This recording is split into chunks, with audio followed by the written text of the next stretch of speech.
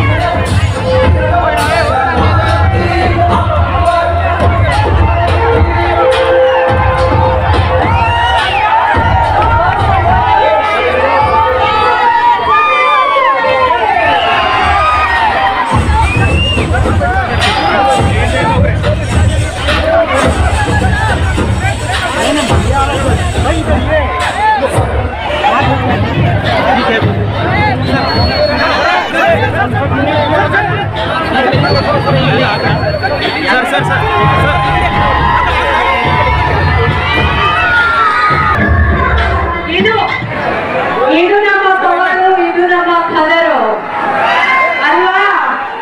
ಅಲ್ಪಸಂಖ್ಯಾತರ ಧ್ವನಿಯಾಗಿ, ಬಡವರ ಪ್ರಯತ್ನಕ್ಕಾಗಿ, ಭಾರತದ ಬಾಹುಬಲಿಯಾಗಿ ಬಂದಾಗಿದೆ. ಪ್ರೀತಿಯ ಅಭಿಮಾನದ ಗಟ್ಟಿಯಾಗಿ ಚಪ್ಪಲಿಯಿಂದ ಬಂದವರು ಮಾಡ್ತಾರೆ.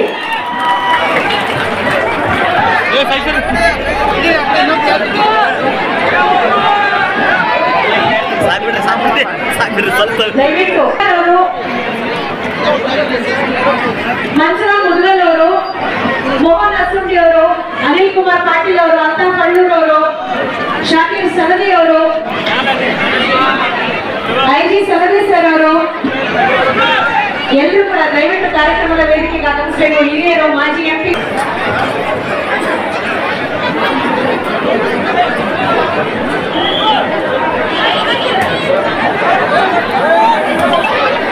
ಕಾರ್ಯಕ್ರಮವನ್ನ ಆರಂಭ ಮಾಡ್ತಾ ಬಂಧುಗಳೇ, ಇದು ನಮ್ಮ ಹೆಮ್ಮೆ, ನಮ್ಮ ಅಭಿಮಾನದ ಮಾನ್ಯ ಜಿಲ್ಲಾಡಳಿತ, ಜಿಲ್ಲಾ ಪಂಚಾಯತ್, ಶಾಲಾ ಶಿಕ್ಷಣ ಮತ್ತು ಸಾಕ್ಷರತಾ ಇಲಾಖೆ, ಹುಬ್ಬಳ್ಳಿ ಧಾರವಾಡ ಮಹಾನಗರ ಪಾಲಿಕೆ ಹಾಗೂ ಅಲ್ಪಸಂಖ್ಯಾತರ ಕಲ್ಯಾಣ ಇಲಾಖೆಯ ಸಹಯೋಗದಲ್ಲಿ ಆಜಾದ್ ಪದವಿ ಪೂರ್ವ ಕಾಲೇಜು ವಿದ್ಯಾರ್ಥಿಗಳ ಮಕ್ಕಳ ಭವಿಷ್ಯ ಉಜ್ವಲವಾಗಿರಲಿ ಅಂತ ಹಾರೈಸುತ್ತಾ ಇದೀಗ ಸಸಿಗೆ ನೀರನ್ನ ಉಣಿಸುವುದರ ಮುಖ್ಯವಾಗಿ ಕಾರ್ಯಕ್ರಮದ ಶುಭಾರಂಭ. ಈಗ ನಮ್ಮ ಶಾಲೆಯ ಪ್ರಿನ್ಸಿಪಾಲ್ ಅವರು ಒಂದು ಸನ್ಮಾನವನ್ನು ನೆರವೇರಿಸಿಕೊಳ್ತಾ ಇದ್ದಾರೆ. ಉರ್ದು ಶಾಲೆ ವತಿಯಿಂದ ಶ್ರೀಯುತ ಜಮೀರ್ ಅಹಮದ್ ಸರ್ ಅವರಿಗೆ ಈಗ ಸತ್ಕಾರ. ಲಾಸ್ಟ್ ಬಟ್ ಮಂಗಳಾರ್ಪಣೆ ಆಗಮಿಸಿರುವಂತಹ ಮಾನ್ಯ ಸಚಿವರಿಗೆ, ಶಾಸಕರಿಗೆ ಹಾಗೂ ಆಯುಕ್ತರಿಗೆ ಮತ್ತು ಸಿಇಒ ಅಧಿಕಾರಿಗಳಿಗೆ ಹಾಗೂ ಉಳಿದ ಎಲ್ಲ ಪಾಲಿಕೆ ಸದಸ್ಯರಿಗೆ, ಆಹ್ವಾನಿತ ಗಣ್ಯರಿಗೆ ಪ್ರತಿಯೊಬ್ಬರಿಗೂ ಕೂಡ ಅನಂತ ಅನಂತ ಪ್ರಣಾಮಗಳು. ಬಂದಂತ ಎಲ್ಲ ಸಭಿಕರಿಗೆ, ಹೆಣ್ಮಕ್ಕಳಿಗೆ, ಮಾಧ್ಯಮದವರಿಗೆ ಅನಂತ ಪ್ರಣಾಮಗಳು. ಸರ್ವೇ ಜನ ಸುಖಿನೋಬಹುದು. ಶುಭ ದಿನ. ಧನ್ಯವಾದಗಳು.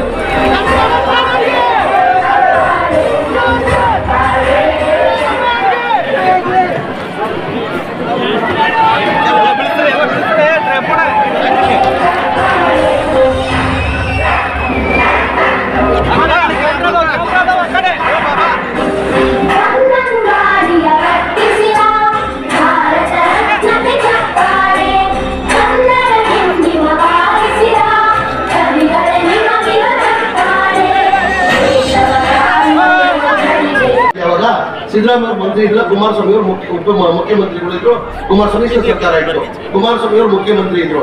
ಆ ಟೈಮಲ್ಲಿ ಆ ಕಾರ್ಯಕ್ರಮಕ್ಕೆ ನಾನು ಸಿದ್ದರಾಮಯ್ಯ ಬಿಟ್ಟು ಯಾವ ಕಾರ್ಯಕ್ರಮ ಮಾಡಲ್ಲ. ಅವ್ರು ಯಾವತ್ತಿದ್ರು ಮಾಜಿ ಇದ್ರು ಹಾಲಿ ಮುಖ್ಯಮಂತ್ರಿ ಇದ್ದಂಗೆ, ಅವ್ರು ಯಾವತ್ತಿದ್ರು ನಾನು ನಿಮ್ಗೆಲ್ಲ ಅವ್ರ ಮುಖ್ಯಮಂತ್ರಿ ಇದ್ದಂಗೆ. ಅವ್ರು ಬಿಟ್ಟು ಕಾರ್ಯಕ್ರಮ ನಾನು ಎಂದೂ ಯಾವತ್ತೂ ಮಾಡಿಲ್ಲ. ಆ ಹಜ್ ಕಾರ್ಯಕ್ರಮದಲ್ಲಿ ನಾನು ಮಾತಾಡ್ತಾನೆ ಇದ್ದೆ, ನೋಡಿ ಕಾಂಗ್ರೆಸ್ ಪಕ್ಷದಲ್ಲಿ ನಾನು ನಿರೀಕ್ಷೆ ಇಟ್ಟಿರಲಿಲ್ಲ, ನನ್ನ ಮಂತ್ರಿ ಮಾಡ್ತಾರಂತ. ನನ್ಕಿಂತ ಸೀನಿಯರ್ ಇದ್ರು, ಸನದಿ ಸಾಹೇಬ್ರಿಗೆ ಗೊತ್ತಿದೆ. ರೋಷನ್ ಬೇಗ್ ಅವರು 7 ಬಾರಿ ಗೆದ್ದಿದ್ರು, ತನ್ವೀರ್ ಸೇಠ್ ಅವರು 5 ಬಾರಿ ಗೆದ್ದಿದ್ರು, ಆಮೇಲೆ ಹ್ಯಾರಿಸ್ ಅವರು 3 ಬಾರಿ. ಅವರೆಲ್ಲ ಇಟ್ಕೊಂಡು ನನ್ನ ಹೆಂಗ್ ಮಂತ್ರಿ ಮಾಡ್ತಾರೆ? ನನ್ಗೆ ಆಶ್ಚರ್ಯ ಆಯ್ತು. ನಾನು ಯಾರಿಗೂ ಕೇಳಲೂ ಇಲ್ಲ, ನನ್ನ ಮಂತ್ರಿ ಮಾಡಿ ಅಂತ ನಾನು ಯಾರಿಗೂ ಕೇಳಲಿಲ್ಲ. ಕೊನೆಗೆ ವೇಣುಗೋಪಾಲ್ ಅವರು ನಮ್ಮ ಇನ್ಚಾರ್ಜ್ ಆಗಿದ್ರು, ಪರಮೇಶ್ವರ್ ಅವರು ಅಧ್ಯಕ್ಷರು ಇದ್ರು. ಅವ್ರು ನನ್ನ ದಿಲ್ಲಿಯಿಂದ ಫೋನ್ ಮಾಡಿ ಸರ್ ನೀವು ಕ್ಲಿಯರ್ ಇರ್ತದ ಸುಭಾಷಣ ಕೂಡಿದ್ರು. ನನಗೆ ಒಂಥರ ಆಶ್ಚರ್ಯ ಆಯ್ತು. ನನ್ಗೆ ಏನಕ್ಕಂದ್ರೆ ನನ್ನ ಮಂತ್ರಿ ಮಾಡಿದ್ರು, ನನ್ನ ಜನರಲ್ಲಿಂದ ಬಂದವರು. ಅಂದ್ರೆ ಯಾರನ್ನ ಮಂತ್ರಿ ಮಾಡ್ಬೇಕಾದ್ರೆ ಕಾಂಗ್ರೆಸ್ ಪಕ್ಷದಲ್ಲಿ ನಮ್ಮ ಹೈಕಮಾಂಡ್ ಅಂತ ಇರ್ತದೆ, ನಮ್ಮ ರಾಹುಲ್ ಗಾಂಧಿ ಏನಾಗ್ತದೆ ಅವ್ರ IB ಟೀಮ್ ಅಂತ ಇರ್ತದೆ. ರಾಹುಲ್ ಗಾಂಧಿ ಅವ್ರದ್ದು, ಸಿದ್ದರಾಮಯ್ಯ ಅವ್ರದ್ದು ಇಂಟೆಲಿಜೆನ್ಸ್ ಟೀಮ್ ಅಂತ ಇರ್ತದೆ. ಅವರೆಲ್ಲ ಏನ್ ಮಾಡ್ತಾರೆ, ರಾಜ್ಯದಲ್ಲಿ ಸರ್ವೆ ಮಾಡ್ತಾರೆ. ಅಲ್ಪಸಂಖ್ಯಾತರಲ್ಲಿ ಜನ ಯಾರನ್ನ ಇಷ್ಟಪಡ್ತಾರಂತ ಸರ್ವೆ ಮಾಡ್ತಾರೆ. ಆ ಸರ್ವೆದಲ್ಲಿ ನನ್ನ ನೀವು ಇಷ್ಟಪಡ್ತೀರ ಕಾರಣಕ್ಕೆ ಕಾಂಗ್ರೆಸ್ ಪಕ್ಷದಲ್ಲಿ ನನ್ನ ಮಂತ್ರಿ ಮಾಡ್ತಾರೆ. ಇಲ್ಲಾಂದ್ರೆ ನನ್ನ ಮಂತ್ರಿ ಯಾವುದು ಮಾಡ್ತಲ್ಲ. ನಿಮ್ಮ ಋಣದಿಂದ ಇವತ್ತು ಮಂತ್ರಿಯಾಗಿ ಸೇವೆ ಸಲ್ಲಿಸಕ್ಕೆ ಒಂದು ಅವಕಾಶ ಸಿಕ್ಕಿದೆ. ವಸತಿ ಮತ್ತೆ ಅಲ್ಪಸಂಖ್ಯಾತ ಮಂತ್ರಿಯಾಗಿ ಹೋಗ್ಬೋಡಾಗಿ ಮಂತ್ರಿಯಾಗಿ ನನಗೆ ಅವಕಾಶ ಸಿಕ್ಕಿದೆ. ನಾನು ಸ್ಪೆಷಲಿ ಎಜುಕೇಶನ್ ಕಡೆ ಗಮನ ಜಾಸ್ತಿ ಕೊಡ್ತಾ ಇದ್ದೀನಿ. ಏನಕ್ಕಂದ್ರೆ ಎಜುಕೇಶನ್ ಇಲ್ಲಾಂದ್ರೆ ಯಾರು ಏನು ಮಾಡಕ್ ಸಾಧ್ಯ ಆಗಲ್ಲ. ನಮ್ ಸ್ಪೆಷಲಿ ಅಲ್ಪಸಂಖ್ಯಾತರಲ್ಲಿ ಎಜುಕೇಶನ್ ಬಹಳ ಕಡಿಮೆ, ಬಹಳ ಕಡಿಮೆ. ಈ ನಡುವೆ ಏನಾಗಿದೆ, ಸ್ವಲ್ಪ ಎಜುಕೇಶನ್ ಕಡೆ ಬಡವರು ಸ್ವಲ್ಪ ತಂದೆ ತಾಯಿ ಗಮನ ಕೊಡ್ತಾ ಇದ್ರೆ, ನಾವು ತೊಂದರೆ ಅನುಭವಿಸ್ತಾ ಇರೋದು, ನಮ್ಮ ಮಕ್ಕಳು ತೊಂದರೆ ಅನುಭವಿಸ್ಬಾರ್ದು ಅಂತ ಹೇಳ್ಬಿಟ್ಟು ಈಚೀಚೆಗೆ ಸ್ವಲ್ಪ ಆದ್ಯತೆ ತೋರಿಸ್ತಾ ಇದ್ದಾರೆ ಎಜುಕೇಶನ್ ಬಗ್ಗೆ. ಎಜುಕೇಶನ್ ಇಲ್ಲಾಂದ್ರೆ ಏನು ಮಾಡಕ್ ಸಾಧ್ಯ ಆಗಲ್ಲ ಅಂತ ನಾನೇ ಒಬ್ಬ ಉದಾಹರಣೆ. ನನ್ನ ಸತ್ಯ ಹೇಳಕ್ಕೆ ನಾನು ಯಾವತ್ತೂ ಮುಂದೆ ನೋಡಲ್ಲ. ನಾನು ಒಳ್ಳೆ ಕುಟುಂಬದಿಂದ ಬಂದಿರೋದು. ನಮ್ಮ ತಂದೆ ತಾಯಿ ಶ್ರೀಮಂತರು ಇದ್ರು, ತೊಂದರೆ ಇರಲಿಲ್ಲ ನನಗೆ. ನಾನು ಏನ್ ಬೇಕಾದ್ರೂ ಆಗ್ಬೋದಾಗಿತ್ತು. KS ಆದ್ರೂ ಆಗ್ಬೋದಾಗಿತ್ತು, IPS ಆದ್ರೂ ಆಗ್ಬೋದಾಗಿತ್ತು, ಡಾಕ್ಟರ್ ಆದ್ರೂ ಆಗ್ಬೋದಾಗಿತ್ತು, ಇಂಜಿನಿಯರ್ ಆದ್ರೂ. ನಮ್ಮ ತಂದೆ ತಾಯಿಯವರು ಆಸೆ ಪಟ್ಟಿ ನನ್ನ ಒಳ್ಳೆ ಸ್ಕೂಲಲ್ಲಿ ಸೇರಿಸಿದ್ರು. ನಮ್ಮ ಹೋಲಿ ಸೆಂಟ್ ಅಂತ ಕಾನ್ವೆಂಟ್ ಅಲ್ಲಿ, ಆ ಕಾಲದಲ್ಲಿ ಬಹಳ ದೊಡ್ಡ ಸ್ಕೂಲ್. ಇವಾಗ ಬಿಷಪ್ ಕಾಟನ್, ಸೆಂಟ್ ಜೋಸೆಫ್ ಹೆಂಗಿದೆ ಆ ತರ ಒಂದು ದೊಡ್ಡ ಸ್ಕೂಲ್ ಇದರಲ್ಲಿ ನಮ್ಮ ಹೋಲಿ ಸೆಂಟ್ ಅಂತ. ನಮ್ಮ PS ಸರ್ಫರಾಜ್ ಖಾನ್ ಅವರು ಇದ್ದಾರೆ ಜೊತೆಯಲ್ಲೇ. ಸರ್ಫರಾಜ್ ಖಾನ್ ನಾವೆಲ್ಲ ಜೊತೆಯಲ್ಲಿ ಹೋಗಿ ನೋಡಿ, ಅವ್ರು PS ಆಗಿ ಇವತ್ತು ನನ್ನ ಜೊತೆಯಲ್ಲಿ ಸರ್ಕಾರದ ಸೇವೆ ಸಲ್ಲಿಸ್ತಾರೆ. ಜೈನ್ ಕಮಿಷನರ್ ಆಗಿ BBMPಯಲ್ಲಿ ಜೈನ್ ಕಮಿಷನರ್ ಕೆಲಸ ಮಾಡಿದ್ದಾರೆ. ಇವತ್ತು ಅವರಲ್ಲಿ ನನ್ನ ವ್ಯತ್ಯಾಸ ನೋಡಿ. ಇವತ್ತು ನನ್ನ PS ಆಗಿರ್ಬೋದು, ನನ್ನ ಮಂತ್ರಿ ಆಗಿರ್ಬೋದು, ಏನಾರ ಒಂದು ಸಲಹೆ ಕೇಳಿದಾಗ ಏನಂದ್ರೆ ಎಜುಕೇಶನ್ ನನ್ ಕಡಿಮೆ. ಸತ್ಯನ ಒಪ್ಕೊಂಡು ನಾನು ಏನಾದ್ರು ನನ್ನ ಮಣ್ಣನ್ನು ಕೇಳ್ಬೇಕಾಗ್ತದೆ, ನಾನು ಸರ್ಫರಾಜ್ ಖಾನ್ನ ಕೇಳ್ಬೇಕಾಗ್ತದೆ. ಸತ್ಯ ಒಪ್ಕೊಳ್ಳೇಬೇಕು. ಏನಂದ್ರೆ ಎಜುಕೇಶನ್ ಇಲ್ಲಂದ್ರೆ ಯಾರು ಏನು ಮಾಡಕ್ಕೆ ಸಾಧ್ಯ ಆಗಲ್ಲ. ಆ ತೊಂದರೆ ನಾನು ಅನುಭವಿಸ್ತಾ ಇದ್ದೀನಿ.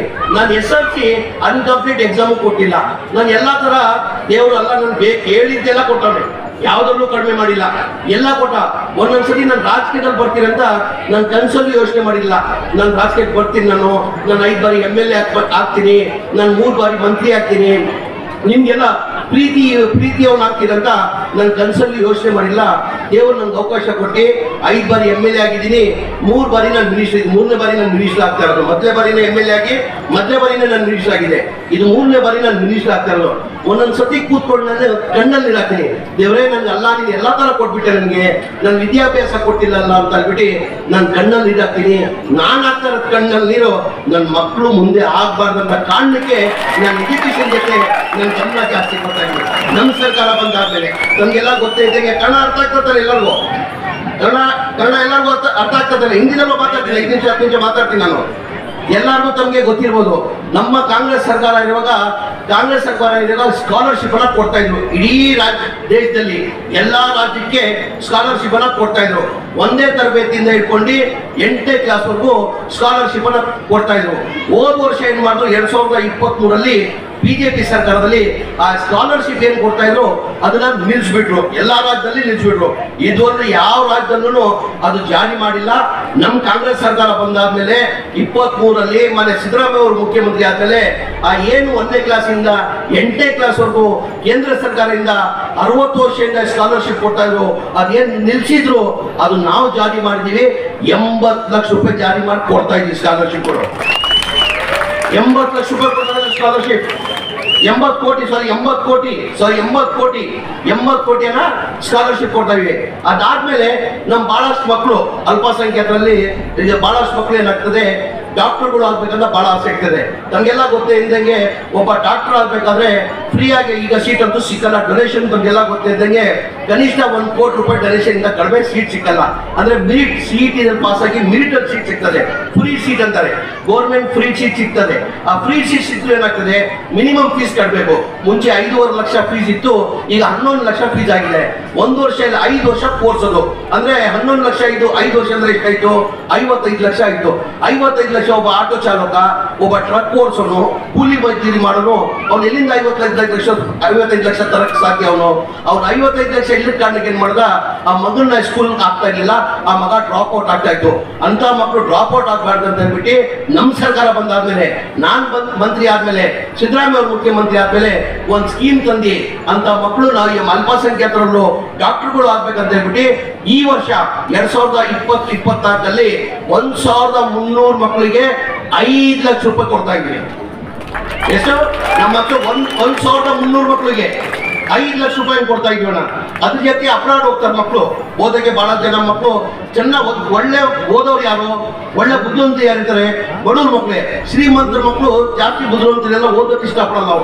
ಅವ್ರು ಬಹಳ ಜನ ಅಬ್ರಾಡ್ ಹೋಗ್ತಾರೆ. ಅವ್ನು ಅಬ್ರಾಡ್ ಹೋಗಿ ಬಂದ್ರೆ ಏನಾಗ್ತದೆ, ಅವ್ನೇನೋ ಒಂದು ಜೀವನ ಒಂದು ಸೆಟಲ್ ಆಗ್ತದೆ, ಅವ್ನ ಫ್ಯಾಮಿಲಿ ನೋಡ್ಕೊಳ್ಬೋದು, ಅವ್ರ ತಂದೆ ತಾಯಿನ ನೋಡ್ಕೊಳ್ಬೋದು. ಅಬ್ರಾಡ್ ಹೋಗೋಕೆ ಕನಿಷ್ಠ 20 ಲಕ್ಷ ಫೀಸ್ ಆಗ್ತದೆ, 2 ವರ್ಷ ಕೋರ್ಸೋದು. ಬಡವ ಪಾಪ ಎಲ್ಲಿ ಡಿಪಾರ್ಟ್ಮೆಂಟ್ ಕೊಡ್ಬೇಕಂತ ಹೇಳ್ಬಿಟ್ಟು ಆ ಮೈನಾರಿಟಿ ಡಿಪಾರ್ಟ್ಮೆಂಟ್ ನ ಕೊಡ್ತಾ ಇದ್ವಿ. ನಮ್ಗೆಲ್ಲ ಗೊತ್ತೇ ಇದ್ದಂಗೆ ಹಜ್ ಕ್ಯಾಂಪ್ ಅಲ್ಲಿ ಇಡೀ ದೇಶದಲ್ಲಿ ಎಲ್ಲೂ ಹಜ್ ಕ್ಯಾಂಪ್ ಆ ತರ ಇಲ್ಲ. ನಮ್ಮ ರಾಜ್ಯದಲ್ಲಿ ಇರೋದು ಹಜ್ ಕ್ಯಾಂಪ್ ಎಲ್ಲೂ ಇಲ್ಲ. ಆ ತರ ಕಟ್ಟಡ ಒಂದು ಪ್ಯಾಲೇಸ್ ಇದ್ದಂಗಿದೆ. ಮನೆ ಸಿದ್ದರಾಮಯ್ಯ ಅವರು ಮುಖ್ಯಮಂತ್ರಿ ಇರುವಾಗ 2014ರಲ್ಲಿ ಜಾಗ ಕೊಟ್ಟು 120 ಕೋಟಿ ವೆಚ್ಚದಲ್ಲಿ ಹಜ್ ಕ್ಯಾಂಪ್ ಮಾಡ್ಕೊಟ್ಟಿದ್ದು. 120 ಕೋಟಿ ವೆಚ್ಚದಲ್ಲಿ ಹಜ್ ಕ್ಯಾಂಪ್ ಮಾಡ್ಕೊಟ್ಟಿದ್ದು. ನನ್ನ ಅನ್ಸಿಗೆ ಹಜ್ ಕ್ಯಾಂಪ್ ದೇಶದಲ್ಲಿ ಎಲ್ಲೂ ಇಲ್ಲ. ಒಂದರ ಅರಮನೆ ಇದ್ದಂಗೆ ಸರ್, ಅದು ಅರಮನೆ ಇದ್ದಂಗೆ. ಅದೇನಾಗ್ತದೆ, ವರ್ಷಕ್ಕೆ ಒಂದೇ ಸತಿ ನಾವು ಹಾಜಿಗಳು ಯಾವಾಗ ಹೋಗ್ತೀವಿ ಅವಾಗ ಯೂಸ್ ಮಾಡ್ತಾ ಇದ್ವಿ. ಮಿಕ್ಕಿದ ದಿನ 11 ತಿಂಗಳು ಖಾಲಿ ಇರ್ತಾ ಇತ್ತು. ನಮ್ ಸರ್ಕಾರ ಬಂದಾದ್ಮೇಲೆ, ನಾನ್ ಮಂತ್ರಿ ಆದ್ಮೇಲೆ ಇದು ಏನಾರ ಉಪಯೋಗಿಸ್ಕೊಳ್ಬೇಕು, ಸುಮ್ಮನೆ 11 ತಿಂಗಳು ಖಾಲಿ ಇರ್ತಂತ IAS IPS ಟ್ರೈನಿಂಗ್ ಸೆಂಟರ್ ಅನ್ನ 400 ಜನ ಕೊಡ್ತಾ ಇದೀವಿ. ಈ ಬಾರಿ ನನ್ ಸಂತೋಷ ಖುಷಿ ತಂದಿರೋದಂದ್ರೆ ಅದ್ ಮಧ್ಯದಲ್ಲೇ 9 ಜನ ಗೌರ್ಮೆಂಟ್ ಅಧಿಕಾರಿಯಾಗಿ ಆಯ್ಕೆಯಾಗಿದ್ದಾರೆ ನಮ್ಮಲ್ಲಿ ಇದರಲ್ಲಿ. ನಾವು ಜಾಸ್ತಿ ಆದಿತ್ತೆ ಎಜುಕೇಶನ್ ಅಂತಾನೆ ನಾವು ಕೊಡ್ತಾ ಇವಿ. ಅದರ ಜೊತೆಯಲ್ಲಿ ನಮ್ಮ ಪ್ರಸಾದ್ ಅಬ್ಬಯ್ಯ ಚೇರ್ಮನ್ ಸಾಹೇಬರು ಹೇಳಿದಂಗೆ, ನಾನು ವಸತಿ ಮಂತ್ರಿ ಆಗ್ತಾ ನಂಗೆ ಯಾವ ಖಾತೆ ಕೊಡ್ತಾರೋ ಗೊತ್ತಿಲ್ಲ. ಮನೆ ಮುಖ್ಯಮಂತ್ರಿಗಳು ಈ ಬಡವರು ಸೇವೆ ಮಾಡಲಿ ಅಂತ ಹಿನ್ನೆಲೆಯಲ್ಲೇ ನನಗೆ ವಸತಿ ಖಾತೆನ ಕೊಟ್ಟಿದ್ದಾರೆ. ನನ್ಗೆ ವಸತಿ ಖಾತೆ ಸಿಕ್ಕಾದ್ಮೇಲೆ, ನನ್ನ 4-5 ಮೀಟಿಂಗ್ ಮಾಡಿದಾದ್ಮೇಲೆ ನನ್ನ ಗಮನಕ್ಕೆ ಬಂತು, ಸಿದ್ದರಾಮಯ್ಯ ಕಾಲದಲ್ಲಿ 2015, 16, 17, 18, 19 ಮನೆಗಳು ಸ್ಯಾಂಕ್ಷನ್ ಆದ್ಮೇಲೆ ಬಿಜೆಪಿ ಸರ್ಕಾರದಲ್ಲಿ, ಸಮ್ಮಿಶ್ರ ಸರ್ಕಾರದಲ್ಲಿ ಒಂದು ಮನೆ ಸ್ಯಾಂಕ್ಷನ್ ಆಗ್ಲಿಲ್ಲ. ಸ್ಲಮ್ ಬೋರ್ಡ್ ಅಲ್ಲಿ 1,80,253 ಮನೆಗಳು. ರಾಜೀವ್ ಗಾಂಧಿ ಸ್ಕೀಮ್ ಅಂತ ಇದೆ. ರಾಜೀವ್ ಗಾಂಧಿನಲ್ಲಿ 53,640 ಮನೆಗಳು. ಒಟ್ಟಾಗಿ 2,30,200 ಮನೆಗಳು ಹಿಂದಿನ ಸರ್ಕಾರದಲ್ಲಿ ಸಿದ್ದರಾಮಯ್ಯ ಕಾಲದಲ್ಲಿ ಮನೆಗಳು ಸ್ಯಾಂಕ್ಷನ್ ಆಗಿದ್ದು. ಬಿಜೆಪಿ ಸಮ್ಮಿಶ್ರ ಸರ್ಕಾರ ಇತ್ತು, ಒಂದ್ ಮನೆನೂ ಸ್ಯಾಂಕ್ಷನ್ ಮಾಡಿಲ್ಲ, ಒಂದ್ ಮನೆನೂ ಕೊಡಕ್ ಸಾಧ್ಯ ಆಗಿಲ್ಲ. ಅದ್ರ ಜೊತೆಲಿ ಸಿದ್ದರಾಮಯ್ಯ ಅವರು ಅವ್ರ ಕಾಲದಲ್ಲಿ ULB ಸ್ಕೀಮ್ ಅಂತ ಬಸವ ಮತ್ತೆ ಅಂಬೇಡ್ಕರ್ ಸ್ವಂತ ಅವರೇ ಕಟ್ಕೊಳ್ಳೋದು ಸರ್. ಅವರೇ ಕಟ್ಕೊಳ್ಳೋದಂದ್ರೆ 1,20,000 ಅವ್ರಿಗೆ ಕೊಟ್ಬಿಟ್ಟು ಹಂತ ಅವ್ರು ಪೇಮೆಂಟ್ ಮಾಡ್ಕೊಂಡು ಹೋಗ್ತೀವಿ, ಅವರೇ ಕೊಟ್ಕೊಡೋದು. ಆ ಮನೆಗಳು 14,53,200 ಮನೆಗಳು ಕೊಟ್ಟಿದ್ದಾರೆ ಮನೆ ಸಿದ್ದರಾಮಯ್ಯ ಅವರು. ಆವಾಗ ಕೊಟ್ಟಿದ್ದ ಮನೆಗಳು ಈ 5 ವರ್ಷ ಅವಧಿಯಲ್ಲಿ ಒಂದ್ ಮನೆನೂ ಸ್ಯಾಂಕ್ಷನ್ ಮಾಡಿಲ್ಲ, ಒಂದ್ ಮನೆನೂ ಕೊಡೋಕ್ಕೂ ಸಾಧ್ಯ ಆಗಿಲ್ಲ. ನಾನ್ ಮಂತ್ರಿ ಆದ್ಮೇಲೆ, ನನ್ ಗಮನಕ್ಕೆ ಬಂದಾದ್ಮೇಲೆ, ನನ್ ಪುಣ್ಯಕ್ಕೆ ನಾನ್ ಮಂತ್ರಿ ಆದ್ಮೇಲೆ ನನ್ ಜೊತೆ ಸೋನೆಪೆ ಶಿವಾಗ ಅಂತೀನೋ ನನ್ನ ತಮ್ಮ ಪ್ರಸಾದ್ ಅಪ್ಪ ಚೇರ್ಮನ್ ಆದ. ನನಗೆ ತಾಕತ್ ಇಲ್ಲಿ ನನಗೆ ಒಂದ್ ಶಕ್ತಿ ಸಿಕ್ತು. ನನಗೆ ನನ್ನ ತಮ್ಮ ಚೇರ್ಮನ್ ಆದ ತಕ್ಷಣ ನನ್ಗೊಂದು ದೊಡ್ಡ ಶಕ್ತಿ ಸಿಕ್ಕಂಗಾಯ್ತು. ನಾ ಇಬ್ರು ಸೇರ್ಕೊಂಡು ಮಾತಾಡಿದ್ವಿ, 16 ಮೀಟಿಂಗ್ ಮಾಡ್ಬಿಟ್ಟು, ಇಲ್ಲ ಇದು 7.5 ಲಕ್ಷ ರೂಪಾಯಿ ಆಗ್ತದೆ ಒಂದು ಮನೆ ಕಟ್ಬೇಕಾದ್ರೆ. ಪ್ರಸಾದ್ ಅಪ್ಪ ಸರ್ ಹೇಳ್ದಂಗೆ ಕೇಂದ್ರ ಸರ್ಕಾರದಿಂದ 1.5 ಲಕ್ಷ ರೂಪಾಯಿ ಪ್ರಧಾನ ಮಂತ್ರಿ ಆವಾಸ್ ಯೋಜನೆ ಅಂತ 1.5 ಲಕ್ಷ ರೂಪಾಯಿ ಕೊಡ್ತಾ ಇದ್ರು ಸಬ್ಸಿಡಿ. ಹಿಂದೆಯಿಂದ 18% GST ಹಾಕಿ 1,38,000 ರೂಪಾಯಿ ಹಿಂದೆಯಿಂದ ಕಿತ್ಕೊಳ್ತಾರೆ. ಮುಂದೆಯಿಂದ ಕೊಡ್ತಾವ್ರೆ, ಹಿಂದೆಯಿಂದ ಕಿತ್ಕೊಳ್ತಾವ್ರೆ. ನಾನ್ ವ್ಯವಸ್ಥೆ ಅಂತ ಈ ಮಾಧ್ಯಮ ಸ್ನೇಹಿತರೆ ದಯಮಾಡಿ ನಿಮ್ ಕೈ ಜೋಡಿಸಿ ಬರೀತೀನಿ, ಬರೀರಿ ಸ್ವಾಮಿ ಮಾಧ್ಯಮದವರೇ, ಮಾಧ್ಯಮ ಸ್ನೇಹಿತರೆ, ದಯಮಾಡಿ ನಿಮ್ಮಲ್ಲಿ ಕೈ ಜೋಡಿಸಿ ಮನವಿ ಮಾಡ್ಕೊಂತೀನಿ. ನಮ್ಮ ರಾಜ್ಯದ ಮುಖಂಡರಿಗೆ ಹೇಳಿ, ಸ್ವಲ್ಪ ಕೇಂದ್ರದಲ್ಲಿ ಅವರೇ ಸರ್ಕಾರ ಇದೆ, ಬಡವ್ರ ಬಗ್ಗೆ ಏನಾದ್ರು ಕಾಲೇಜ್ ಇದ್ರೆ ದಯಮಾಡಿ ಕೇಂದ್ರದಲ್ಲಿ ಪ್ರಧಾನಮಂತ್ರಿಗಳಿಗೆ ಹೇಳಿ, ಬಡವ್ರ ಬಗ್ಗೆ ನೀವು GST ಏನ್ ಹಾಕ್ತಿದ್ದೀರಾ ದಯಮಾಡಿ ತೆಗೆ ಕೇಳಿ ಸ್ವಾಮಿ ಅವ್ರನ್ನ. ಬಡವ್ರು ಹೊಟ್ಟೆ ಮೇಲೆ ಹೊಡಿತಾ ಇದ್ದೀರಲ್ಲ, ಅದು ಸಹಾಯ ಮಾಡಿ ಒಳ್ಳೆದಾಗ್ತದೆ. ಮಾಧ್ಯಮ ನೀವು ಪುಣ್ಯ ಕಟ್ಕೊಂತೀರ, ಒಂದ್ ಮನೆ ಕೊಡಕ್ಕೆ ಸಾಧ್ಯ ಆಗಿಲ್ಲ ಸರ್. 2,38,000ರಲ್ಲಿ ಒಂದ್ ಮನೆ ಕೊಡಕ್ ಸಾಧ್ಯ ಆಗಿಲ್ಲ. ನನ್ನ ಗಮನಕ್ಕೆ, ನಮ್ಮ ಚೇರ್ಮನ್ ಗಮನಕ್ಕೆ ಬಂದಾದ್ಮೇಲೆ ನಾವು ಇಬ್ರು ಮಾತಾಡ್ಕೊಂಡ್ವಿ. ಬೆನಿಫಿಷರಿ ಕೊಡ್ಬೇಕಾಗಿತ್ತು, 3 ಲಕ್ಷ ಹೋದ್ರೆ 4.5 ಲಕ್ಷ ಕೊಡ್ಬೇಕಾಗಿತ್ತು.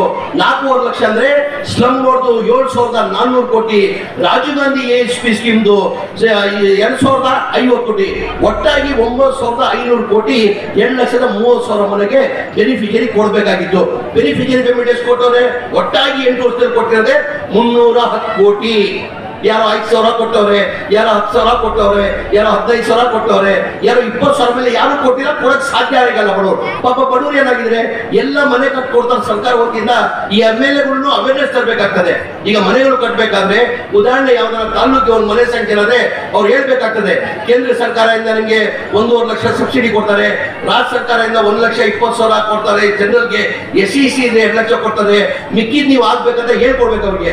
ಅವ್ರಿಗೆ ಏನ್ ಮಾಡ್ತಾರೆ, ಟಾರ್ಪೋಲು ಶೆಡ್ ಹಾಕೋ ಹೆಂಗೋ ಜೀವನ ಮಾಡ್ಕೊಂಡು ಹೆಂಗೋ ಮನೇಲಿ ವಾಸ ಮಾಡ್ತಾ ಇರ್ತಾರ. ಅವ್ರು ಏನ್ ಮಾಡ್ತಾರೆ, ಇವ್ರು ನಂಬಿಸಿ ಮನೆ ಖಾಲಿ ಮಾಡಿ ಹೊಡೆದಾಕ್ಬಿಟ್ಟು ಲೆವೆಲ್ ಮಾಡ್ಬಿಟ್ಟು ಅವ್ರನ್ನ ಬೀದಿಗೆ ತಂದ್ಬಿಟ್ಟಿದ್ರು.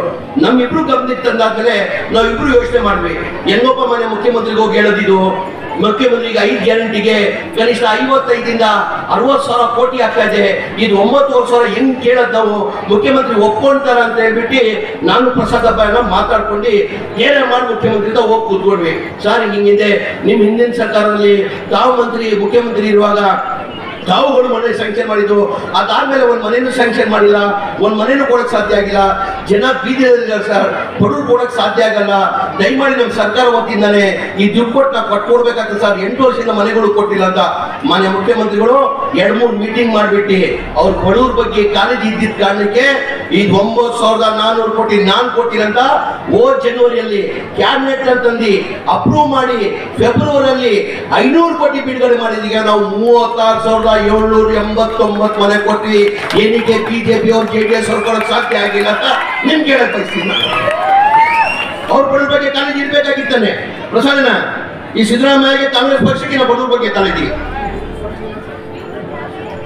ಕುಮಾರಸ್ವಾಮಿ ಮುಖ್ಯಮಂತ್ರಿ ಆಗಿದ್ರು, ಅವ್ರ ಬಡವ್ರ ಬಗ್ಗೆ ಕಾಳಜಿ ಇದ್ರೆ ಅವ್ರು ಕೊಡ್ಬೇಕಾಗಿತ್ತು. ಯಾರಿಗೂ ಬಡವ್ರ ಬಗ್ಗೆ ಕಾಳಜಿ ಇಲ್ಲ. ಈ ಗ್ಯಾರಂಟಿಗಳನ್ನು ಇದು ಕೊಡ್ಬೇಕಾದ್ರೆ ತಾವು ಅರ್ಥ ಮಾಡ್ಕೊಳ್ಬೇಕಾಗ್ತದೆ. ಬಡವ್ರ ಬಗ್ಗೆ ಸಿದ್ದರಾಮಯ್ಯ ಅವರು ಎಷ್ಟು ಕಾಳಜಿನ ಇಟ್ಕೊಂಡಿದಾರಂತ ತಾವು ಅರ್ಥ ಮಾಡ್ಕೊಳ್ಬೇಕಾಗ್ತದೆ. ಈಗ 35,689 ಮನೆಗಳು ಕೊಟ್ಟಿದ್ದೀವಿ. ಬರೋ ತಿಂಗಳಲ್ಲಿ 38,000 ಕೊಡ್ತಾ ಇದ್ದೀವಿ. ಪ್ರಸಾದ್ ಹಬ್ಬ ಕ್ಷೇತ್ರದ 1,900 ಮನೆ ಇಲ್ಲೇ ಕೊಡ್ತಾ ಇದ್ದೀವಿ. ಅಂದ್ರೆ ಬಡವ್ರ ಬಗ್ಗೆ ಕಾಳಜಿ ಇಕ್ಕಿದ್ದ ಕಾರಣಕ್ಕೆ. ಅದಾದ್ಮೇಲೆ ಉಳಿದೋಗಿರೋದು ಮನೆ ಮುಖ್ಯಮಂತ್ರಿಗಳು ನನಗೂ ಪ್ರಸಾದ್ ಹಬ್ಬ ಅವರಿಗೆ ಸೂಚನೆಯನ್ನ ಕೊಟ್ಟಿದ್ದಾರೆ. ಅದೇನ್ ಮಾಡ್ತೀರಾ ಗೊತ್ತಿಲ್ಲ, 9,400 ಕೋಟಿ ನಾನು ನಿಮ್ಗೆ ಕೊಡ್ತೀನಿ, ಆ 1 ವರ್ಷದಲ್ಲಿ ಬಡವ್ರ ಮನೆಗಳು ಹ್ಯಾಂಡ್ ಓವರ್ ಮಾಡ್ಬೇಕಂತ ಮನೆ ಮುಖ್ಯಮಂತ್ರಿಗಳು ಸೂಚನೆ ಕೊಟ್ಟಿದ್ದಾರೆ. ಆ ಮುಖ್ಯಮಂತ್ರಿ ಸೂಚನೆ ಮೇಲೆ 1 ವರ್ಷದಲ್ಲಿ ಈ ಮನೆಗಳು ಕೊಡೋದು ನಾನು ಪ್ರಸಾದ್ ಹಬ್ಬ ಕೆಲಸ ಮಾಡ್ತೀವಿ ಅಂತ ಹೇಳ್ತಾ ಮುಂದಿನ ದಿನ ನಾವೆಲ್ಲ ಸರ್ವೆ ಮಾಡ್ತಾ ಇದ್ದೀವಿ. ಯಾರ್ಯಾರು ಹೋಮ್ಲೆಸ್ ಇದ್ದಾರೆ, ಯಾರ್ಯಾರು ಮನೆ ಮಾಡ್ಬೇಕಂತ ಹೇಳ್ಬಿಟ್ಟು ಎಲ್ಲ ಕಡೆ ನಾನು ಸರ್ವೆ ಮಾಡ್ತಾ ಇದ್ದೀನಿ. एक माँ बाप, हर एक माँ बाप के अंदर एक नवी सोच आ गई. क्या सोच आ गई? जो ऑटो चलाने वाला, जो कूली करने वाला,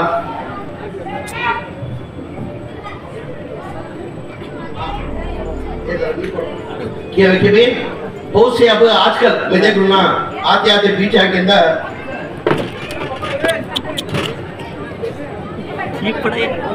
आते के अंदर पहले तालीम के ऊपर क्या था, एजुकेशन के ऊपर कौन भी इतना ध्यान नहीं देते थे.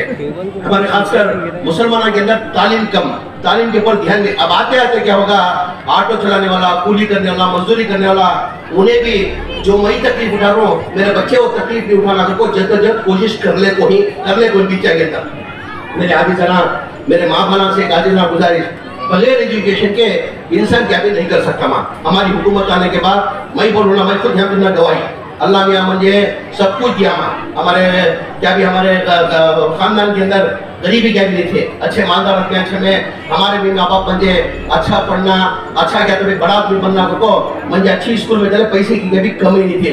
हमें क्या चले वो टेम्पो बचपन हमारा तो दोस्तों का साथ में भोजन का सवास, उसमें क्या होगा पढ़ने को ना नहीं हो को SLC कंप्लीट करे माँ। अल्लाह में कभी ख्वाबों ख्याल के अंदर नहीं सोचा था माँ मैं 5 बार MLA बनता हूँ, 3 बार मिनिस्टर बनता हूँ, ख्वाबों ख्याल के अंदर नहीं सोचा था।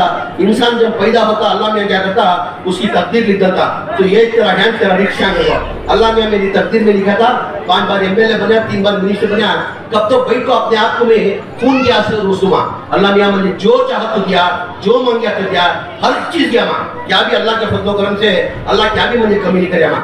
एजुकेशन के अंदर कमी होगी ना तो मुझे कब तो बैठ को अपने आप को मैं रोक दूं, रोको देख ले को मैं जो तकलीफ उठा रहा हूँ मेरे बच्चे तकलीफ नहीं उठाना को अल्लाह मियां मंजे मिनिस्ट्री का मौका देने के बाद मैं क्या करें एजुकेशन की तरफ ज्यादा ध्यान दूंगा। जो एजुकेशन ग्रांट जो है सिद्धरामैया हमारा 3200 करोड़ जो ग्रांट देखो ही उसके अंदर खाली 1600 करोड़ रुपए एजुकेशन के अंदर खर्च करूंगा मैं, 1600 करोड़ रुपए। अब जैसा कि मुराजी अब्दुल कलाम आजाद स्कूल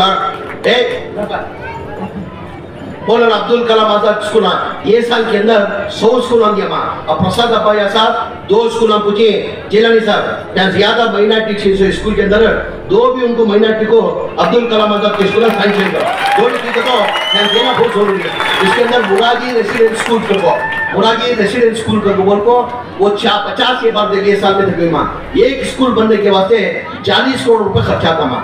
वो भी मुराजी जैसा रेसिडेंट स्कूल भी अवले ख्याल देखो जरूरत पड़ेगी तो क्योंकि तो बहुत गरीबी है, मुसलमानों की आबादी ज्यादा है, वो इंशाल्लाह एजुकेशन की सख्त जरूरत है और स्कूल की जरूरत पड़ी तो और भी हाँ मैं दे दूंगा। जब से हमारी हुकूमत आने के बाद तुम लोगों को कड़ा में बोले समझ समझे कि नहीं समझे मान लो तुम लोगों को।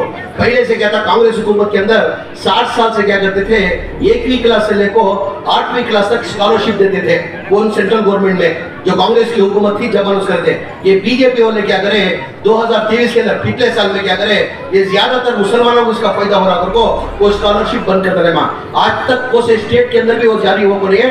सिद्धरामैया साहब चीफ मिनिस्टर बनने के बाद कांग्रेस हुकूमत आने के बाद मई मिनिस्टर बनने के बाद तुम्हें क्या है फार्म फॉर्म बंद करती सो हमें चालू करती को वो स्कॉलरशिप हमें चालू को 80 करोड़ रुपए वो स्कॉलरशिप हमें आज तक वो स्टेट में जारी नहीं करेगा, आज तक वो स्टेट के अंदर नहीं जारी करेगा, खाली कर्नाटका स्टेट के अंदर हमें जारी करे। बहुत से हमारे बच्चे में क्या है अमीर बच्चे में क्या रहता ज़हीन चालाक ज्यादा नहीं रहता, गरीब बच्चे में क्या रहता वो अल्लाह की देन में अल्लाह का करम हुआ। गरीब बच्चे में क्या रहता ज़हीन बहुत चालाक रहता, ज़हीन बहुत तेज रहता। माली हालत की वजह से क्या करते बहुत से बच्चे हमारे बच्चे गरीब बच्चे पढ़ नहीं सक रहे कि अच्छा है डॉक्टर बनना की इंजीनियर बनना की और डोनेशन आपको देगी रिंगा होता नहीं। तो हमारी हुकूमत आने के बाद सिद्धरामैया चीफ मिनिस्टर बनने के बाद प्राइम मिनिस्टर बनने के बाद हमारे बच्चे भी डॉक्टर बनना को तो डॉक्टर बनना को तो आज एक मेडिकल सीट लेना को तो 1 करोड़ रुपए होता माँ डोनेशन देता होता कहाँ से होता नहीं होता। मेरिट के अंदर जो सीटी पास को जो मेरिट के अंदर मिलती ना उनको फ्री सीट को बोलते बेटा जरा बैठ जा तो छोड़ो बैठ जा तो फ्री तू भी बैठ बेटा जगह फ्री सीट मिलती माँ क्यों सी बोलो मेरिट के अंदर फ्री सीट मिलती है। फ्री सीट मिलने के बावजूद भी क्या है सालाना क्या रहता मिनिमम फीस का करता 5 साल का कोर्स। एक डॉक्टर बनना को तो उन्हें 5 साल का कोर्स में हो, 5 साल का बनना को तो 1 साल को 11 लाख रुपए, 5 साल के कितने हो गए 55 लाख रुपए। एक ऑटो चलाने वाला एक ट्रक ड्राइवर कूली करने वाला 55 लाख रुपए 5 साल को कहां से लेकर कमा। पैसा ना होने की वजह से क्या करते थे उन्हें ड्रॉप आउट हो जाते थे, इन्हें डॉक्टर नहीं बनते थे ड्रॉप आउट हो जाते थे। वैसे हमारे बच्चे ड्रॉप आउट नहीं होना को ये साल में क्या करें 23-24 के अंदर 1300 बच्चों को 5 लाख देखो 1300 बच्चों को डॉक्टर बना दिया मेरा 1300 बच्चों को डॉक्टर बना दिया इंशाल्लाह डॉक्टर बन गए। उसके साथ में फॉरेन को जाती माँ बाहर पढ़ने जाती एजुकेशन को फॉरेन को पढ़ने जाती बाहर फॉरेन को पढ़ने जाना का तो वो 2 साल का कोर्स अगर उन्हें फॉरेन कोर्स कर लगा तो उन्हें उनके माँ बाप को भी पाल सकता उनके भाइयों को भी पाल सकता और 4 दूसरे को भी गरीबों को उन्हें पाल सकता उन्हें ताकतवर इंसान बन जाता। अब वहां जाकर कोर्स कंप्लीट कर लेगा तो 20 लाख रुपए होता था 2 साल को। गरीब आदमी कहां से ले लेगा था वैसे बच्चे भी जाको एजुकेशन में तालीम हासिल कर लेगा ना एजुकेशन फॉरेन को जाकर को उनको भी क्या करिए माइनॉरिटी के अंदर स्कीम लेको स्कॉलरशिप हमें दे लोग जारी माँ। हज कैंप तुम्हें देखेंगे कितने दिन हज कैंप देखिए कर्नाटका का बताओ कितने दिन हज कैंप कर्नाटका का कोई हज कैंप जो है कर्नाटका के अंदर देखेंगे मेरे ख्याल से कर्नाटका बेंगलुरु सिटी के अंदर जो हज कैंप है वो सा हिंदुस्तान के अंदर काम भी नहीं है वैसा हज कैंप बन गए। क्या होता है वो साल में एक बार हाजिया जाति में हम इस्तेमाल करते हैं 11 महीने क्या करते उसे बंद करके रखते, फिर उसे चालू करना करके बोलते, क्या होता था, खर्च लगता था। तो उसके वास्ते हमारी हुकूमत आने के बाद, मैं ये बार मिनिस्टर बनने के बाद क्या किया, ये खाली नहीं रहना, इसके वास्ते क्या तो भी तालीम के अंदर एजुकेशन का फायदा होना करको IAS IPS ट्रेनिंग सेंटर को 400 बच्चों को ये बार ट्रेनिंग देने को, यानी अल्लाह के फजल पर, अल्लाह की जात को मुझे उम्मीद है ये बार कम से कम IAS KS IAS के अंदर कम से कम 50 जने बार इलेक्ट होने को मेरी एक उम्मीद है, मेरी एक उम्मीद है। वो एक छोड़ दो, उसमें ओनर बनना, उन्हें भी मालिक बनना, कब तक मैं उन्हें ड्राइवर होता, ऑटो चलाने को छुना, उन्हें ट्रक चलाने को छुना, उन्हें भी मालिक होना ना एक दिन, उन्हें भी ओनर होना कि नहीं, वो कर को बोल को सिद्धरामैया साहब चीफ मिनिस्टर बनने के बाद, हमारी हुकूमत आने के बाद और एक स्कीम ले लगा को 1122 गाड़ियां ये साल में जो है 21 तारीख को जो है 8.5 लाख की गाड़ी उनकी पसंद, खाली 3 लाख रुपए हमें फ्री देती है, उसे माइनॉरिटी डिपार्टमेंट से देती है, 5 लाख रुपए लोन कर को 50,000 में ड्राइवर को जो है ये बार जो है 1100 में वो मालिक बना रही, मालिक बन की कब तक ड्राइवर होता है, मालिक बनना कि नहीं बनना, उन्हें मालिक बनना कि नहीं बनना। और उसके साथ में हजोज का भैया तुम्हें प्रसाद अब्बाई बाद में पकड़ लेता गाड़ी में बैठने को, मुझे तुम्हें कमिटमेंट नहीं करेगा प्रसाद अब्बाई, हमने यहाँ सेंट्रल TR डिवीजन के अंदर हमें हज भवन बनाना कर डिसाइड करी, एक मंगलूर के अंदर, एक गुलबर्गा के अंदर। अब प्रसाद अब्बाई बोलने के बाद उसकी बात मैं जिंदगी में निकाल नहीं सकता। हज मिनिस्टर महीने में हज मिनिस्टर आता रहीम खान भाई क्या बोलते सुनता तो मुझे उम्मीद से यहाँ भी आप सैंक्शन कर दो, हुपड़ी के अंदर एक हज भवन बनता, 2025 में हज भवन बनता इंशाल्लाह। मैं रहीम खान को बोल को, CM को बोल को, यहाँ एक जगह लेको, यहाँ जरूरी मत 4 डिवीजन में बनाना कर को, 4 डिवीजन में बना देने क्या होता, सहूलत था वो यहाँ जाएंगे तो बेंगलुरु में जाकर तकलीफ होती है, वो इंशाल्लाह करा दो। उसके साथ में और एक हमारे प्रसाद अब्बाई ऐसा पूछे मुझे बहुत है जी, उन्हें कम समझो को उसे मालूम है जमीर अहमद खान को कैसा अटका नागर को मालूम उसे क्या बोला। अब और एक पूछो ने, और एक की ज्यादा पूछने से भी उसमें हकीकत भी है माँ, क्या मुसलमान ज्यादा आबादी मैं भी अब पूरा रोड शो करा ले को, मेरी इतनी इज्जत अफजाई कर ले गया, मैं बोल रहा दिल की गहराई से भी प्रसाद अब्बाई का मैं शुक्रिया अदा करता हूँ, जो CM को जो इज्जत देना था, सिद्धरामैया को जो इज्जत देना, आज तुम्हारे बच्चे जमीर अहमद खान को प्रसाद अब्बाई इज्जत दिया हो, वो हिसाब से आज प्रोसेशन को ले ले गया। अब आते आते रास्ते में देख लेगा तो हमारे बहुत से मुसलमान कॉलेज बहुत ही खराब है माँ। कई बार पिछली बार प्रसाद अब्बाई पूछे को मैं 10 करोड़ रुपए दिया था यहाँ के वास्ते, इंशाल्लाह अब ये होगा, ये फरवरी में नवा बजट ये अनाउंस करती, उसके अंदर क्या तक कर को 20 से 25 करोड़ रुपए माइनॉरिटी कॉलोनीज के अंदर प्रसाद अब्बाई के वास्ते, मुसलमान कॉलोनी डेवलप होने के वास्ते देते हुए तो गुजारिश करते हुए, वक्त ज्यादा हो गया, माफी भी चाहते हुए, हम 3-4 बजे तुम्हें लोग आपको भी हमें जरा बारिश भी आपको क्या होगा माँ, काम भी कहता वफ़ अदालत रखा था माँ, तुम्हें लोगों को मालूम नहीं, आज वफ़ अदालत रखा था, हमारी हुकूमत बनने के बाद मैं वफ़ अदालत सब जगह रखूँ माँ। आज वफ़ के आस्ते तुम्हें जानते रहेगा, हमारे वफ़ के आस्ते टोटल 40,07,000 वफ़ के आस्ते हैं, हमारे हाथ में इंक्रोच करते हैं 23,000 आस्तियां वफ़ के माँ, 24,000 इंक्रोच कर ले, कौन की मीटिंग खाते नहीं क्या भी नहीं पेंडिंग है, अल्लाह मियाँ मंजे मौका देने के बाद की तो ये वफ़ की आस्ती जो वफ़ आदमी की करता, उनकी अम्मा की तरफ के रिश्तेदार रहती है, बाबा की तरफ के रिश्तेदार रहती है, जोरी की तरफ के रिश्तेदार रहती है, फिर भी वक्त की करता हमारे कौम को फायदा पहुंचने देगा वो, ये अल्लाह की आस्ती, वक्त की आस्ती कौन तो भी उसके ऊपर लालच कर को नजर डालिया, ये वक्त की आस्ती के अंदर फायदा होता तो उसके घर में कीड़े पड़कोड़े पड़ता हुए। आज वक्त की आस्ती बराबर हमें यूटिलाइज कर लेते, बराबर हमें वक्ती आस्ती हमें यूटिलाइज कर लेते, हमें जो गवर्नमेंट से फंडिंग लेते हैं, हमें गवर्नमेंट से फंडिंग लेने की जरूरत है, हमें गवर्नमेंट को खुद फंडिंग देते हैं, उसके वास्ते हमें क्या करें, जद्दोजहद को हमारे प्रॉपर्टी कहीं किधर ही को खाते नहीं, एनक्रोचमेंट होगी। हाल ही में मैं बिदर में एक वफ़ अदालत करे माँ, वफ़ अदालत करने के बाद क्या होगा, वहाँ के तुम यकीन नहीं मानते रहेगा, 10 साल से जो है खाते नहीं थे, रेवेन्यू के खाते नहीं थे, म्यूनसिपालिटी के खाते नहीं होते। जैसा मैं वहाँ वफ़ अदालत करने के साथ उसी दिन रेवेन्यू डिपार्टमेंट वाले 10 साल से खाते नहीं बने थे, 60% खाते लगा को दे डाले। हमें मीटिंग दूसरे दिन DCs की मीटिंग रखी, DCs की मीटिंग है तो म्यूनसिपालिटी वाले 70% खाते लगा को दे डाले। वो उस वजह से आने लेट हुआ, उसके बाद इंडस्ट्री साहब के घर को जो खाने को जाने के बाद लेट होने की वजह से वो क्या है कि अल्लाह को मालूम, मेरे ख्याल से कर्नाटका के अंदर नहीं पूरे हिंदुस्तान के अंदर कोई सियासती लीडर को जो चाहत नहीं मिली जो तुम्हारे बच्चे तुम्हें जमीर अहमद खान को देखो। हर रजनी में क्या होगा, जमीर अहमद खान, जमीर अहमद खान, जमीर अहमद खान, अल्लाह अल्लाह कूट को पकड़ लिया। आज भी कई के वास्ते इतना मुझे चाहती, कई के वास्ते तुम्हें मेरे ऊपर इतना उम्मीद रखी। आज तुम्हें वादा करते हुए जब तक मैं सियासत के अंदर हूँ तुम्हें लोग सिर उठा को चलना, इंशाल्लाह सिर झुकाने का काम देगा। इंशाल्लाह वादा मेरा, तुम्हें जो चाहत लगी तुम्हारी मेहनत जाए होने देता नहीं, तुम्हारे चाहत जाए होने देता नहीं। आज बोले ना मैं आज जो मिनिस्टर में बनी हो अल्लाह और रसूल के बाद तुम्हारी भीख, तुम्हारी चाहत मोहब्बत की वजह से आज तुम्हारा बच्चा जमीर अहमद खान मिनिस्टर होगा। मैं कांग्रेस पार्टी में ओपन मिला तुम्हें 2 दिनों को बना को, रहीम खान को भी यूटी खादर साहब को बना को, मंजे बुला को, जब भी मुसलमान कोटे के अंदर 2 दिनों हमें बना देनी। तुझे कांग्रेस पार्टी से बनेंगे तो मुझे कांग्रेस पार्टी का एहसास नहीं रहता था। ये मुझे कांग्रेस पार्टी नहीं मुसलमानों के कोटे में बनी सो मेरी कौम का मुझे एहसास है, सो मुझे किसका भी एहसास नहीं किया। ये उम्मीद दिलाते हुए जब तक मैं सियासत के अंदर हूँ तुम्हें लोग कभी भी मेरी वजह से सिर उठा को चलना, इंशाअल्लाह सिर झुकाने का काम नहीं करता। और कभी भी मैं हर एक से एक आदमी जाना गुजारी, मेरे तमाम है ज्यादा हमारे मुसलमान भाई थी, हमें जात पात कभी लाना नहीं, हमें सभी, हमें हिंदू मुसलमान सिख ईसाई भाई भाई उन्होंने एक ना एक दिन खबर में जाना, उनको खबर में उनको सांबार लपट को मारती, उनको हमें मानने की जरूरत नहीं, सांबार लपट को मारती हमें मानने की जरूरत, हमें नहीं करना। हमारा इस्लाम हमारा सिखा को नहीं है। ನಾನು ಎಲ್ಲರಿಗೂ ಒಂದೇ ಹೇಳ ಸರ್, ಜಾತಿ ಭೇದ ಯಾರು ಮಾಡ್ತಾನೆ ಅವ್ನು ಮನುಷ್ಯನೇ ಅಲ್ಲ, ಎಲ್ಲ ಸಮಾನವಾಗಿರ್ಬೇಕು, ಎಲ್ಲ ನಮ್ಮ ಏನ್ ಹೇಳ್ತೀರಾ ಮಾಧ್ಯಮ ಸ್ನೇಹಿತರು, ನೀವ್ ಹೇಳ್ಬೇಕು ಬಿಜೆಪಿ ಸ್ವಲ್ಪ ಬುದ್ಧಿ ಹೇಳಿ। ये कहते हुए उम्मीद रखते हुए मेहरबानी कर गुमा बच्चा गुमा अल्लाह के वास्ते 3 टाइम खाने का मैं गाजीदाना गुजारिश मां। एजुकेशन बगैर एजुकेशन में क्या भी कोई भी क्या भी नहीं कर सकता। बहुत से आदमी में क्या है, गरीबा में हमारा गरीब बच्चा बा क्या बनता, उन्हें काम से पढ़ा हमें क्या करना, उन्हें बड़ा आदमी जमीर अहमद खान के जैसा बन सकता क्या, इसके सका बन सकता क्या, तो सोचती कभी वो खा वो खाल के अंदर नहीं सोचता माँ कौन कब क्या बनता।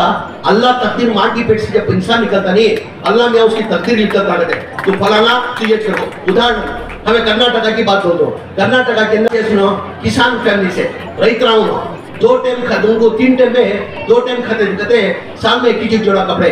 क्या बोले उन्होंने, देश के प्रधानमंत्री बने कि नहीं बने? अब्दुल कलाम आजाद उन्होंने क्या थे, उन्होंने भी गरीब खानदान से अब्दुल कलाम आजाद आज उन्होंने देश के प्रेसिडेंट बने कि नहीं बने। यानी तुम्हारे बच्चे भी क्या भी बन सकते, अल्लाह तकदीर लिखता सुना, अल्लाह का हमें कोशिश करना मगर कर रही। ये बीचा के अंदर गरीबा के अंदर भी एक अवेयरनेस को हमें जो तकलीफ उठा रही हमारे बच्चे नहीं उठाना कर पढ़ाने की जद्दोजहद कोशिश कर रही। मेहरबानी कर पेरेंट्स ज्यादा ही उनसे भी गाजीदाना गुजारिश, 2 टाइम खाने का हमें 3 टाइम खाने का 2 टाइम फिंगर बच्चा के होते, बच्चा से बढ़को नहीं है, बच्चा से बढ़को नहीं माँ, बच्चा को पढ़ो उसके बच्चा पढ़ को एक लेवल में तालीम हासिल करो, एक लेवल में पहुंच तो तुमना भी पढ़ता और 4 तुम्हारे साथ में तरीका को पढ़ता।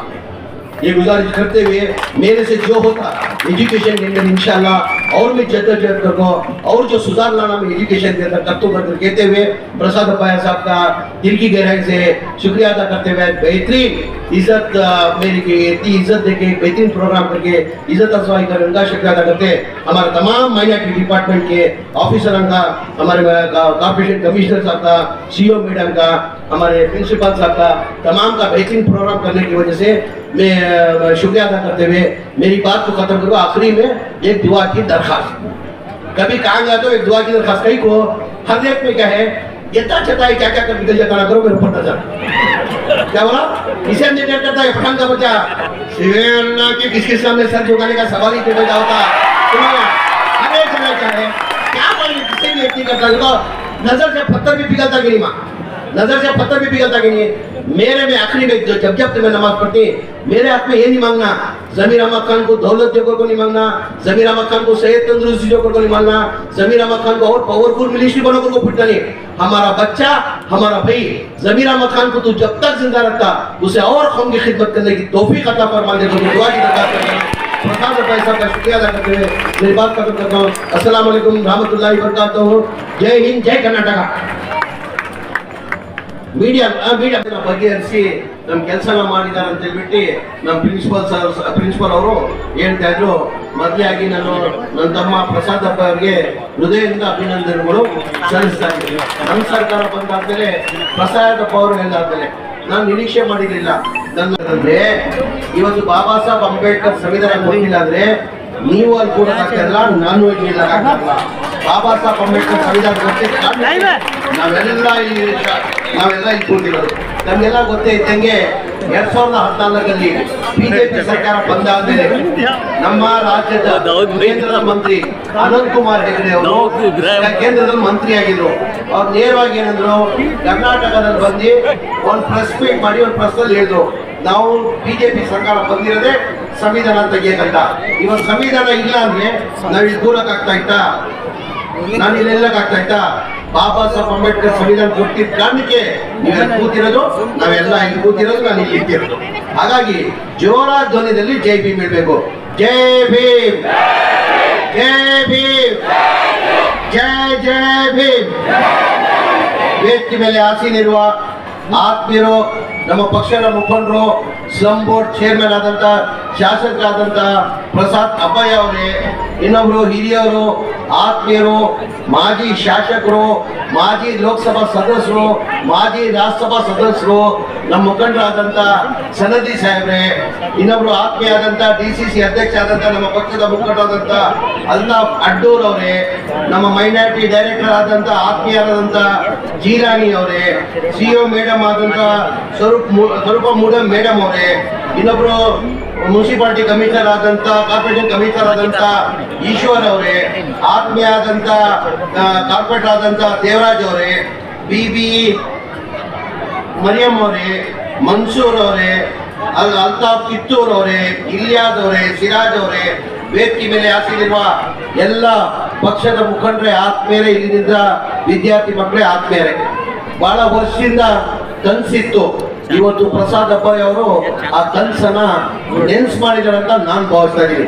ಏನಕ್ಕಂದ್ರೆ ಬಹಳ ವರ್ಷದಲ್ಲಿ ಹೆಣ್ಮಕ್ಳಿಗೆ, ಸ್ಪೆಷಲಿ ಹೆಣ್ಮಕ್ಳಿಗೆ PU ಕಾಲೇಜ್ ಹಾಕ್ಬೇಕಾಗಿತ್ತು. ಇಮ್ರಾನಿ ದೇಸಾಯಿ, ಅಬ್ದುಲ್ ಕಲಾಂ ಆಜಾದ್ SSLC ವರೆಗೂ ಇತ್ತು, ಕಾಲೇಜ್ ಇರಲಿಲ್ಲ. ಬಹಳ ದಿನದಿಂದ ನಿಮ್ಮಲ್ಲಿ ಕನಸಿತ್ತು. ಆ ಕನಸನ್ನ ಇವತ್ತು ನನ್ನ ತಮ್ಮ ಪ್ರಸಾದ್ ಅಬ್ಬಯ್ಯ, ಶಾಸಕ ಪ್ರಸಾದ್ ಅಬ್ಬಯ್ಯ ಅವರು ಇವತ್ತು ನೆನ್ಸಿ ಅಪ್ಡೇಟ್ ಮಾಡಿ ಇವತ್ತು ಬಿಲ್ಡಿಂಗ್ ಅನ್ನ ಇನಾಗ್ರೇಟ್ ಮಾಡಿದ್ದಾರೆ. ಅದ್ರ ಜೊತೆಯಲ್ಲಿ ನಮ್ಮ ಉರ್ದು ಸ್ಕೂಲ್ನ ಬಿಲ್ಡಿಂಗ್ ಅನ್ನು ಹೊಸದಾಗಿ ಕಟ್ಟಿ ಬಹಳಷ್ಟು ಪ್ರಿನ್ಸಿಪಲ್ ಸಾಹೇಬರು ಹೇಳ್ತಾ ಇದ್ರು, ಬಹಳಷ್ಟು ಸಮಸ್ಯೆಗಳು ಬಂದಿತ್ತು. ಹೈ ಟೆನ್ಷನ್ ಉರ್ದು ಸ್ಕೂಲ್ದು ಬಹಳ ಸಮಸ್ಯೆ. ನೋಡ್ರಿ, ಉರ್ದು ಅಂತ ಹೇಳ್ತೀನಿ. ಮತ್ತೆ ನಾನು ಎಲ್ಲ ಭಾಷಣದಲ್ಲಿ ಎಲ್ಲ ವೇದಿಕೆ ಮೇಲೆ ಹೋಗಿದೆ, ಎಲ್ಲ ಇವ್ ಹೇಳ್ದವ್ರೆ ಸ್ವಲ್ಪ ಉರ್ದುದಲ್ಲಿ ಮಾತಾಡಿ ಎಲ್ಲ ಹೆಚ್ಚಿನ ಸಂಖ್ಯೆಯಲ್ಲಿ ಅಲ್ಪಸಂಖ್ಯಾತರು ಅಂತ. ನಾನು ಯಾವ ವೇದಿಕೆ ಮೇಲೆ ಹೋದ್ರೆ ಪ್ರಸಾದ್ರು ಒಂದೇ ಹೇಳಿದ್ರು, ನಾನು ಮುಸ್ಲಿಂ ಆಗಿರ್ಬೋದು, ಅದಕ್ಕಿಂತ ಮುಂಚೆ ನಾನು ಒಬ್ಬ ಹಿಂದೂಸ್ತಾನಿ ಕನ್ನಡಿಗ, ಆಮೇಲೆ ಮುಸ್ಲಿಂ. ಮತ್ತೆ ನಮ್ಮ ಭಾಷೆ, ಮಾತೃಭಾಷೆ ಕನ್ನಡ. ಯಾವುದು? ಕನ್ನಡ. ಏನು ಜೋರಾಗಿ?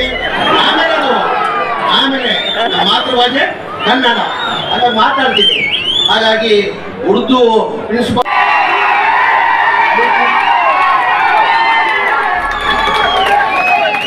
ನಿಮ್ಮ ಹೆಸರು ಕೇಳಿದ್ರು ಹುಚ್ಚಲ್ಲ.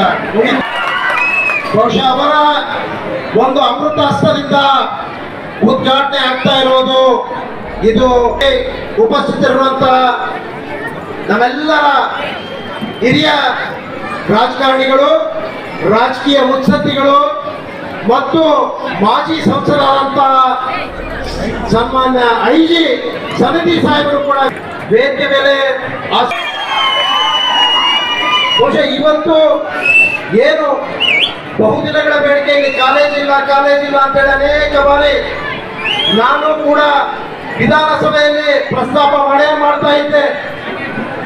ಆದ್ರೆ ಇನ್ನೂ ಕೂಡ ನಮಗೆ PU college, Maulana Azad college ಸಿಕ್ಕಿದೆ. ಆದ್ರೆ ಗುಡುಗಿದ್ರೆ ಇಡೀ ರಾಜ್ಯ ಅವರಿಗೆ ಬೆಂಬಲವಾಗಿ ನಿಲ್ಲುತ್ತೆ. ಅಲ್ಪಸಂಖ್ಯಾತರ ಬಡವರ ಧ್ವನಿಯಾಗಿ ಅವರ ಫೈರ್ ಬ್ರ್ಯಾಂಡ್ ಆಗಿ ನಿಂತ ಏಕೈಕ ಧ್ವನಿ ಶ್ರೀಯುತ BZ ಜಮೀರ್ ಅಹಮದ್ ಖಾನ್ ಸರ್ ಅವರಂತ ಹೇಳ್ಬೋದು. ಇದೀಗ ಅವರಿಗೆ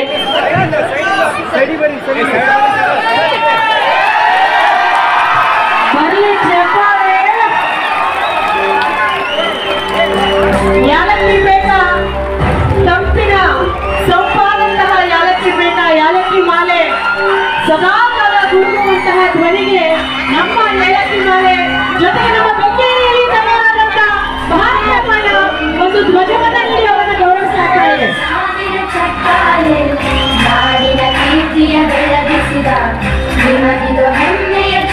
ಹೆಣ್ಮಕ್ಳೆಲ್ಲ ಇರುವಂತ ಮತ್ತೊಬ್ಬ ನಾಯಕರು, ನಿಮ್ಮೆಲ್ಲರನ್ನ ಮೆಚ್ಚಿರುವಂತ ನಾಯಕರು ಮಾನ್ಯ ಶ್ರೀ ಪ್ರಸಾದ್ ಅಭಯ ಸರ್ ಅವರು.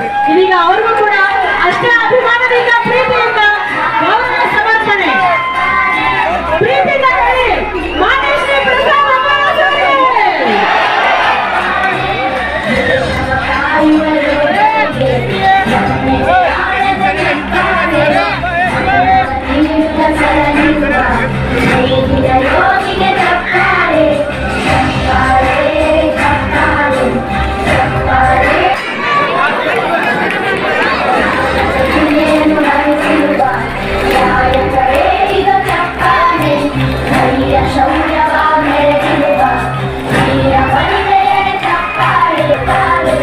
ವೇದಿಕೆ ಮೇಲಿರುವಂತ ಎಲ್ಲ ಅಧಿಕಾರಿಗಳನ್ನ, ಕಾರ್ಪೊರೇಟರ್ಗಳನ್ನ, ಹಿರಿಯರು, ಪ್ರತಿಯೊಬ್ಬರು ಹಾಲಿ ಮಾಜಿ ಸದಸ್ಯರನ್ನ ಎಲ್ಲರನ್ನೂ ಕೂಡ ಈ ಸಂದರ್ಭದಲ್ಲಿ ಸತ್ಕರಿಸಲಾಗ್ತಾ ಇದೆ. ಕೂರಿಸೋದಕ್ಕೆ ಸಾಧ್ಯ ಮಾಡಿದೆ ಅಂತ ಹೇಳ್ಬೋದು ಬಂಧುಗಳೇ.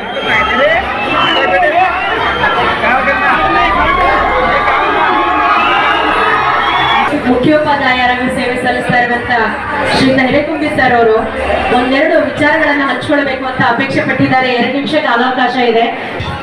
गवर्नमेंट मौलाना अब्दुल कलाम कॉलेज जो हमारे यहाँ जाने में नई थी, जो आज उसकी ओपनिंग हो रही है, इस जलसे में शिरकत हमारे कर्नाटक के हमारे मिनिस्टर साहब जमीर अहमद साहब, हमारे एमएलए साहब जनाब प्रसाद अभया साहब और बहुत से हमारे गेस्ट हमारे स्टेज पर है। मैं इनका उनका नाम ना लेते हुए सभी का मैं अपनी इस एरिया के सभी पब्लिक के जानिब से, हमारे सभी स्कूल के एसडीएमसी के सभी मेंबरान के जानिब से मैं सबको तहे दिल से मैं सबसे पहले शुक्रिया अदा करता हूं कि हमारे स्कूल और कॉलेज के लिए इतना सारा फंड अदा करके यहाँ पर इतनी उम्दा से उम्दा कॉलेज और हाई स्कूल्स के लिए फंड अदा किए कि बच्चों के मुस्तकबिल के लिए आज एक बहुत बड़ा इनका एक योगदान है। तो मैं सबके जानिब से उनको तहे दिल से सबसे पहले शुक्रिया अदा करता हूँ। मैं मुख्तसर से वक्त में इसकी एक छोटी सी कहानी बयां करता हूँ। ये खेल शुरू हुआ सन 2012 में बच्चों की तादाद ज़्यादा होती गई और यहाँ पर नो एडमिशन का बोर्ड लगने लगा। तो बच्चों की जैसे जैसे तादाद ज़्यादा होने लगी तो यहाँ पर और बिल्डिंग की ज़रूरत होने लगी। तो 2014-15 में अभया साहब इसके लिए